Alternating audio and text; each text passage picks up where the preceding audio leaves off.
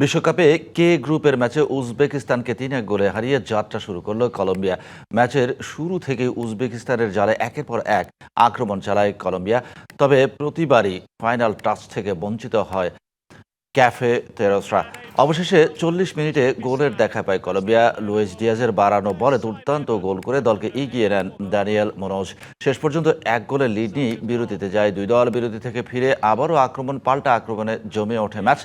৬০ মিনিটে কলম্বিয়ান রক্ষণ ভাগ ভেদ করে ফায়জুল ভেদের হেডে ম্যাচে সমতায় ফেরে উজবেকিস্তান। তবে গোল শোধ করতে দেরি করেনি কলম্বিয়াও।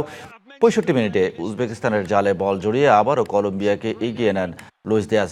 আর যোগ করা সময়ের শেষ মুহূর্তে গোল করে উজবেকিস্তানকে উড়িয়ে দেয় কলম্বিয়া। শেষ পর্যন্ত ৩-১ গোলের জয় নিয়ে মাঠ ছাড়ে ক্যাফে তেরোসরা। আমাদের উঠে দাঁড়াতে হবে।